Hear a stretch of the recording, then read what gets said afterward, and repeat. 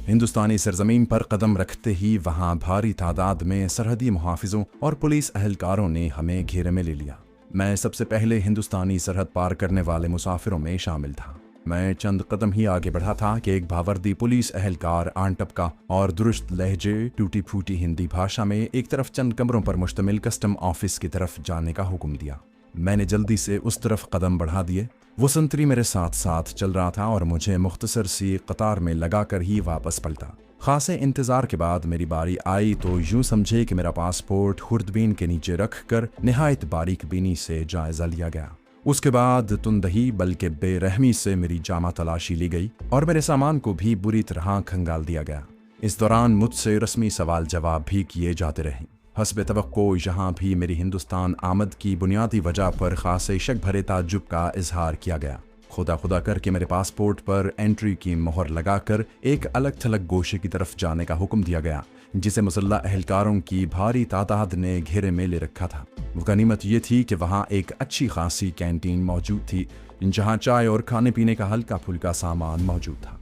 मैंने चाय और 2-3 समोसे खरीदे। तभी कैंटीन वाले सरदार ने पानी के 2 मटकों की तरफ इशारा करते हुए कहा, "ए मुसल्ले दा पानी ओ होएगा।" उसकी ज़बान से ये गैर मानूस अल्फाज सुनकर मुझे ज़हनी झटका लगा और पहली बार हकीकी मानों में एहसास हुआ कि मैं अपना प्यारा वतन छोड़कर एक गैर दोस्ताना बल्कि मुखासिमत भरी धरती पर कदम रख चुका हूँ, जहाँ मुझे किसी से मेहरबानी भरे सलूक की तवक्को नहीं रखनी चाहिए।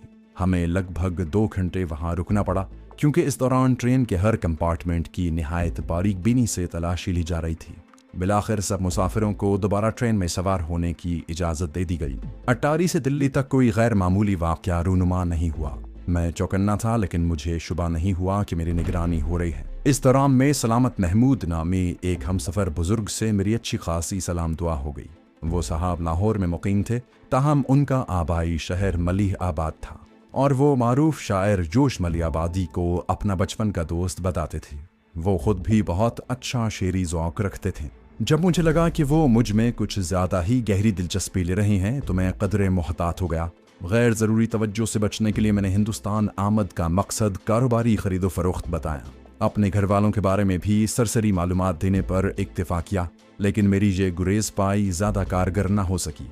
उन्होंने ज़बरदस्ती मुझे अपने साथ खाना खिलाया और कारोबार के दौरान मौका निकाल कर मलिहाबाद आने की दावत दी और मुझे वहाँ का पता ज़हन नशीन करवा दिया। मैं इतना नादान भी नहीं था कि उनकी दिलचस्पी की मुमकिन वजह न समझ पाता। उनके साथ सफ़र करने वाले उनके अहल खाना में उनकी 2 जवां साल बेटियां भी थीं, जिनमें से एक तो वाकई इतने हसीन नकूश और कद-ओ-क़ामत की मालिक थीं कि मेरे जैसे जवां साल शख्स के लिए उनकी शहरंगेज़ी से ख़ुद को बचाना आसान न होता। लेकिन मेरी ज़िंदगी की ट्रेन गुज़श्ता 1 माह में ऐसी पटड़ी पर चढ़ चुकी थी कि चाहने के बावजूद मुझे अपनी पसंद के स्टेशन पर ब्रेक लगाना नामुमकिन था। मैंने सलामत महमूद की दिलजुई के लिए मलिहाबाद का चक्कर लगाने का वादा किया, लेकिन साथ ही नींद के बहाने उनकी मज़ीद पेशकदमी भी रोक दी। मैं उस वक्त बर्थ से उतरा जब ट्रेन दिल्ली स्टेशन के मखसूस प्लेटफॉर्म पर दाखिल हो रही थी। मैं अपने छड़ेपन का फ़ायदा उठाते हुए बिला ताख़ीर प्लेटफॉर्म पर उतरा और एक बार फिर अपने कवायफ की जांच पड़ताल करवाने और सामान की तलाशी देने के लिए मुतल्लिका काउंटर पर जा पहुंचा। खुशकिस्मती से वहाँ ज़्यादा वक्त नहीं लगा और एक बार फिर सलामत साहब को अपने मोहब्बत भरे शिकंजे में मुझे कसने का मौका दिए बगैर दिल्ली स्टेशन से बाहर निकल गया। 2 बुर्जियों वाले मरकजी गेट से बाहर निकलकर मैंने इर्द गिर्द नजरें दौड़ाईं। बाहर बहुत से तांगे, हथ रिक्शे और साइकिल रिक्शे कतार दर कतार खड़े थे और उनके मालिकान आवाज़ें लगा लगा कर मुसाफिरों को बुला रहे थे। 8 साल पहले मैं अब्बू जी के साथ यहाँ उतरा था तो मुझे सोचने और फैसला करने की ज़रूरत ही नहीं पड़ी थी। अब्बू जी ने एक तांगा किया था और हम सीधे लाला प्रतीक यादव की हवेली पर जा पहुँचे थे, जो उनका दफ्तर भी थी। उसी हवेली का एक गोशा मेहमान खाने के तौर पर इस्तेमाल होता था, लेकिन इस बार मेरे लिए मामला मुख्तलिफ था। मुझे अपने ठिकाने का बंदोबस्त खुद करना था। मुझे कारोबारी इम्कानात का जायज़ा लेने के लिए लाला के पास चक्कर तो लगाना था, लेकिन दिल्ली में खेले जाने वाले आखिरी टेस्ट के दौरान फ़िलहाल उनके यहाँ क़याम का कोई जवाज़ न था। मैं अपने लिए मंजिल का तयन कर ही रहा था कि एक सेहतमंद लंबा तिरंगा जवान मुझसे मुखातिब हुआ। हुजूर, कहाँ का इरादा है? तशरीफ़ रखिए, मैं पहुँचा देता हूँ। उसकी साफ़ सुथरी उर्दू सुनकर मैं चौंका। ये एक साइकिल रिक्शे की तरफ इशारा कर रहा था। मैंने उसकी मुस्कुराहट का जवाब मुस्कुराहट से देते हुए कहा, भाई, 1 रात और दिन के लिए क़याम की जगह चाहिए। ज़रा थकन उतर जाए और शहंशाहों के इस शहर का कुछ नज़ारा कर लें, फिर कल बम्बई रवाना होना है। वो बोला, आप तन्हा है ना, चलिए मैं आपको रज़िया सुल्ताना के मकबरे के निवाह में एक सस्ते और साफ़ सुथरे मुसाफिर खाने ले चलता हूँ, जिसके मालिक मुसलमान हैं। वहीं हलाल खाना भी बआसानी दस्तयाब हो जाएगा। उसने एक बार फिर अपने रिक्शे की तरफ इशारा किया। मैंने कहा, ओह ये तो बहुत अच्छी बात है। मैं साइकिल रिक्शे की तरफ बढ़ा। इस असना में उसने रिक्शे की ड्राइविंग सीट संभाल ली। उसकी जिस्मानी मजबूती से अंदाज़ा लगाना मुश्किल न था कि वो बाकायदगी से कसरत करता है। चंद ही लम्हों के बाद मुझे रिक्शे में बिठाए नपे-तुले अंदाज में पैडल मारते हुए सड़क पर रिक्शा दौड़ा रहा था। मैंने उसे पूछा, आपने इतनी आसानी से कैसे पहचान लिया कि मैं मुसलमान हूँ? उसने हंसते हुए कहा, मैं तो ये भी जानता हूँ कि आप पाकिस्तान से आए हैं। खासी तेजी से पैडल मारने के बावजूद उसका सांस फूला हुआ महसूस नहीं हो रहा था। उसकी बात सुनकर मुझे हैरानी का झटका लगा। क्या इस दौरान मेरी मुसलसल निगरानी की जाती रही है? इस शख्स को शायद मेरी सुनगुन लेने के लिए पीछे लगाया गया है। कोई साइकिल रिक्शा चलाने वाला गरीब मजदूर इतना हट्टा कट्टा कैसे हो सकता है? उसे अपनी रोजी कमाने से इतनी फुर्सत कैसे मिल सकती है कि किसी अखाड़े या तनसाजी के मरकज में पसीना बहाए? और जिस्म बनाने वाली कसरत तो ताकतवर ग़िज़ाएं मानती है। इस गरीबाना पेशे में बादाम, पिस्तों और दूध देसी घी पर मुश्तमिल खुराक के अखराजात कैसे पूरे हो सकते हैं? लेकिन इस सूरत हाल में मोहतात होने के अलावा मैं कर भी क्या सकता था? अब अपना असल मिशन पोशीदा रखने की कोशिश ही की जा सकती थी। मैंने अपने लहजे में मसनूई तजस्सुस लाते हुए कहा, अरे भाई, आपको मेरे बारे में ये सब कुछ कैसे पता चल गया? उसने एक बार फिर हंसते हुए कहा, आप मुझे मेरे नाम ज़हीर शेख से बुला सकते हैं सरकार। जहाँ तक आपको पहचानने का सवाल है, बहुत सादा सी बात है। ये अमृतसर से आने वाली उस रेलगाड़ी का वक्त है जिसमें पाकिस्तानी मुसलमान कसरत से आते हैं। आप लोगों का हुलिया भी कदरे मुख्तलिफ होता है, इसलिए इतने एतमाद से मुखातिब किया था आपको। इतने सामने की बात न समझ पाने पर मैंने अपने आप को सरजनिश की, लेकिन इस बात से मेरा शक कम होने की बजाय मजीद बढ़ गया। उस ट्रेन से आने वाले मुसाफिरों को यकीनन शक की नज़रों से देखा जाता होगा, और मैं तो कराची से ही हिंदुस्तानी खुफिया अहलकारों की नज़रों में हूँ। मैंने खुशगवार लहजे में कहा, अरे ज़हीर भाई, कमाल हो गया। मुझे इतनी सीधी सी बात समझ में नहीं आई। हम इस दौरान पुरानी दिल्ली के इलाके में दाखिल हो चुके थे और तंग सड़कों पर रिक्शे की रफ्तार सुस्त हो चुकी थी और ज़हीर ज़्यादा आसानी से बात कर सकता था। वो बोला, आप ये बताइए कि क्या आपने बम्बई जाने के लिए ट्रेन की बुकिंग करवा ली है? ऐन वक्त पर नशिस्त मिलना मुश्किल होता है। उसकी बात सुनकर मैं चौंका। ओह, मुझे तो ख्याल नहीं रहा। 2-3 घंटे बाद कोशिश करूं तो क्या सीट मिल जाएगी? वो बोला, बहुत मुश्किल है। सबसे मुनासिब ट्रेन पंजाब मेल है, जिसमें कम से कम हफ्ता भर पहले नशिस्तें महफूज करवाना पड़ती हैं। लेकिन आप फिक्र न करें, आपको छोड़कर मैं वापस स्टेशन आऊँगा और आपके लिए कोशिश करूँगा। उम्मीद है किसी जान पहचान वाले कुली के वसीले से काम बन जाए। बस 10-15 रुपये ऊपर देने पड़ेंगे। मैंने जल्दी से कहा, आप पैसों की फिक्र न करें, बस ये काम करवाते। उसने मुझे तसल्ली दी। बिलाखिर हम एक पुरानी सी 3 मंजिला इमारत में पहुंच गए, जिसके निचली मंजिल पर एक तोआम खाना था। हम सीढ़ियां चढ़कर पहली मंजिल पर पहुंचे, जहां एक साल खूर्दा मेज के पीछे लगभग 55 साल का शख्स मोटे शीशों की ऐनक लगाए एक किताब के मुताले में मगन था।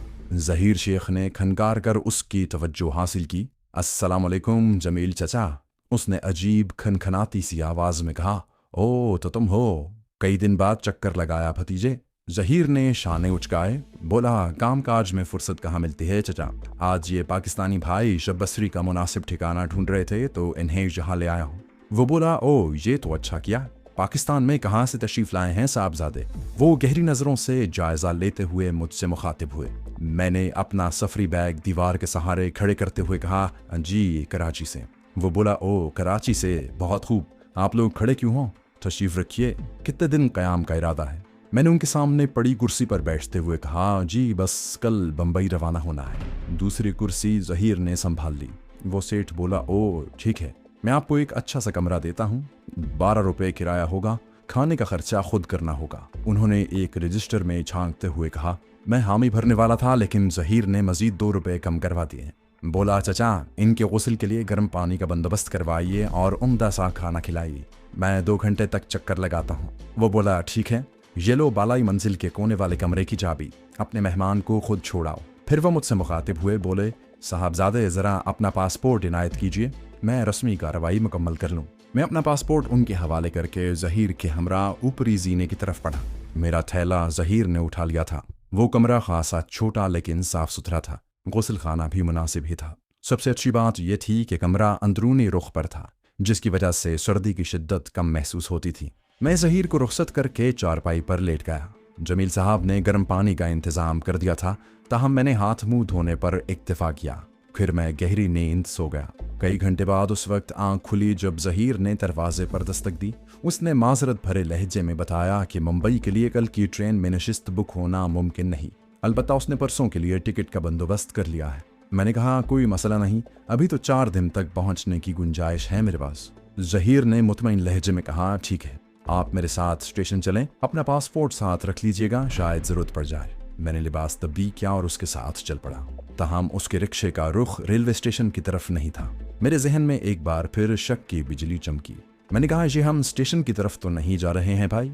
उसने क़हक़हा लगाया और बोला आज के दिन खुद को मुझ नाचीज़ के सुपुर्द कर दीजिए जनाब, आखिर हमारा भी कुछ हक है आप पर। मैंने मजीद जिराह नहीं की, ताहम मेरी तशवीश बढ़ती जा रही थी। कुछ ही देर में हम अनजान आबादी से निकल आए। अब रिक्शा खुली सड़क पर चल रहा था। मुझे उस शख्स की सख्त जानी हिम्मत और तवानाई पर रश्क आ रहा था। अगर वो वाकई मेरी जासूसी भी कर रहा था तो उसकी जांफशानी काबिल दाद थी।